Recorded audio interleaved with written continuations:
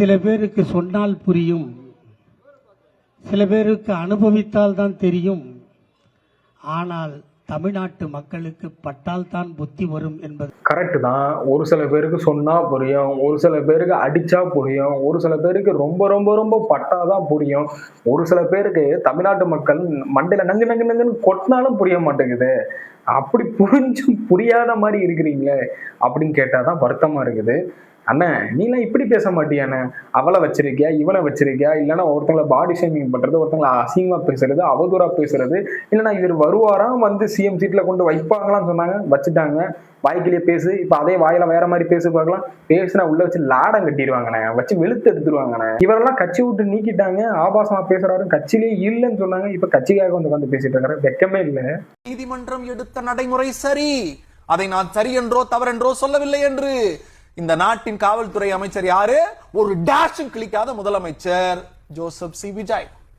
அவர்தான் sir police மந்திரி. Mister days Prasanna, 5 வருஷமா உங்ககிட்ட காவல்துறை இருந்தா அப்ப என்ன புடிங்கிட்டு இருந்தீங்களா? 5 வருஷமா எதுவுமே நடக்கலையாங்க? நடக்கலங்க. அது எப்படி நடந்திருக்கும் டேஸ் பிரசன்னா? அதாவது தமிழ்நாட்டுல அந்த டைம்ல வந்து பாலாறு தேனாறு தானே ஓடிச்சு, இப்ப தானே வந்து சுடுகாடம் மாதிரி ரத்தாறு ஓடிட்டு இருக்கு, அப்படித்தானே டேஸ் பிரசன்னா? அதே மாதிரி மிஸ்டர் டேஸ் பிரசன்னா, நான் என்ன கேட்கிறேன்னா, வாய்க்கிலேயே உட்காந்து பேசுற டேஸ் பிரசன்னா, இப்போ இந்த நீட்டுக்காக பல பிரச்சனைகள் நடந்துட்டு இருக்க டேஸ் பிரசன்னா, அதுக்கெல்லாம் உட்காந்து ஸ்டிக்கர் ஓட்டிட்டு இருக்கீங்க. நீட்டுக்காக டிவிக்கு என்ன பண்ணுச்சு, அது பண்ணுச்சு, இது பண்ணுச்சுன்னு உட்காந்துட்டு வாய்க்கிலேயே உட்காந்து பேசிட்டீங்க மிஸ்டர் டேஸ் பிரசன்னா.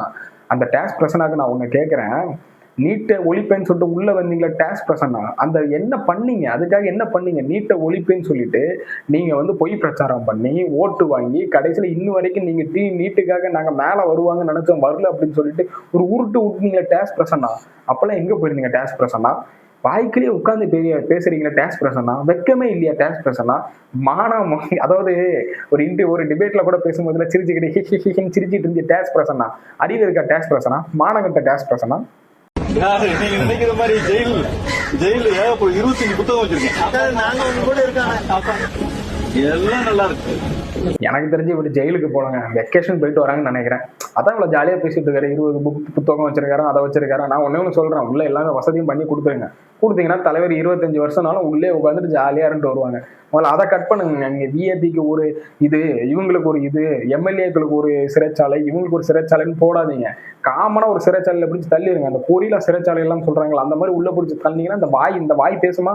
இந்த வாய் தானே இந்த அளவுக்கு அவஸ்தப்பட்டு இருக்கேன். அந்த வாயில எவ்வளவு பட்டாலும் திரும்ப இந்த வாயாலேயே அவஸ்தப்படுறதே பிரச்சனையா இருக்கு. அடுத்தது பாத்தீங்கன்னா, நம்ம கரூர் ஆஸ்கர் மன்னன், கரூர் கம்பெனி ஓனர், கரூருக்குன்னு பிறந்த மன்னன், கரூர்ல நின்னா தோத்து போயிருன்னு சொல்லிக்கிட்டு கோயம்புத்தூர்ல போய் நின்று ஜெயிச்சவரு, அவரை பாத்தீங்கன்னா நீதிமன்றம் காரி மூஞ்சில துப்பாத குறையா ஒரு கேள்வி ஒண்ணு கேட்டாங்க. ஏங்க, ஆட்சி கவுக்கிறதுக்கு ஒரு சதி ஒன்று பண்ணீங்க, அதுக்கு முன்ஜாமீன் போய் முன்ஜாமீன் கொடுத்தாச்சு, ஏன் இன்னும் சரணடையில அப்படின்னு சொல்லிட்டு கேட்டாங்க. மூஞ்சில எப்படி இந்த ஒரு சைடா வச்சு வாங்கின மாதிரி இருக்குல்ல? சரி, ஒரு சில பேருக்கு அப்படி தோணலாம். பட் நானும் ஒண்ணு கேட்கிறேன், பின்னாடி இருந்து இப்போ விஜய் அவர்கள் பேச நாங்க ஓடி ஒளிர ஆள் இல்ல, டிஎம்கே சிறைச்சாலையை கண்டு அஞ்சது இல்ல, நாங்க மிசாவை பார்த்தோம், மயிரை பார்த்தோம் உட்காந்து பேச தோணுது இல்ல. எங்கேயா போனீங்க நீங்க? ஆச்சு, நீ தப்பு பண்ணலாம், தப்பு பண்ணாத ஏங்க ஓடி ஒளிறீங்க? அப்போ நீங்க தப்பு பண்ண பேர் இன்னும் வரைக்கும் சரணடையாம எங்க இருக்கிறீங்கன்னே தெரியாம இருந்துக்கிட்டு இன்னும் எங்கேயோ முக்குல முடிஞ்சா இப்ப வெளியே வரலாமா அப்ப வெளியே வரலாமான்னு இருக்கீங்க. நான் சொல்றேன், 5 வருஷம் இவர் இப்படிதான் எங்கேயாவது 5 வருஷத்துல ஒரு வெளியே வருவாரு, திரும்ப உள்ள போவாரு, பதுங்கு குழியில இருந்து வருவாரு, வெளியே போவாரு. இதேதான் கதையா இருக்க போகுது. நமக்கு ஒரு என்டர்டைன்மெண்ட் காப்பு இருக்குதுங்க. இந்த டிவிக்கு ஆட்சி இருக்கிற வரைக்கும் டிஎம்கே பட போகுது, அது மட்டும் நல்லா தெரிஞ்சு போச்சு. அதாவது முன்வினை ஏதோ சொல்லுவாங்க, முன்வினை பின் விளைவு தெரியும் அப்படின்னு சொல்லிட்டு நம்ம முன்னாடி விதைச்ச விதை, அதாவது எப்படின்னா விதைச்ச விதை நல்ல விதையா இருந்தா பரவாயில்ல, நம்ம பண்ணதெல்லாம் கெட்டதாக பண்ணி வச்சிருந்தா அது பின்னாடி ரிவெஞ்சா வரும்போது தானே உங்களுக்கு தெரியும். இது ரிவெஞ்சோட கர்மா. அந்த கர்மா அவங்கள படாத பாடுபடுத்திட்டு இருக்கு. மிஸ்டர் டிஎம்கேல இருக்க அத்தனை ஊபிஸ் கொத்த டிஎம்கே அத்தனை பேருமே அவ்வளவு அவஸ்தப்பட்டுட்டு இருக்கீங்க. நீங்க கொஞ்ச நெஞ்சா இதா பண்ணீங்க, 5 வருஷத்துல நீங்க கொஞ்ச நெஞ்சா இதா பண்ணீங்க. அப்போ ஒருத்தன் கவுன்சிலரா இருந்தா கூட ஒரு காரை தூக்கிட்டு போவான் பாருங்க, சல்லு புல்லுன்னு போவானுங்க. ஒரு போஸ்டிங் தான் போட்டிருப்பாங்க, சல்லு புல்லுன்னு போவானுங்க. ஒரு கடையில இறங்குவானுங்க, பந்தா காட்டுவானுங்க, அப்படி வருவானுங்க, இப்படி வருவானுங்க, நாங்க தான் எல்லாம் நினைப்பானுங்க, ஆளுங்கட்சின்னு வேற சொல்லிப்பானுங்க. மரியாதை எவனுக்கும் துளியளவு மரியாதை கிடையாது. இதெல்லாம் பண்ண போய் தான் இப்ப இவ்வளவுக்குலாம் நீங்க அவஸ்தப்பட்டுட்டு இருக்கீங்க.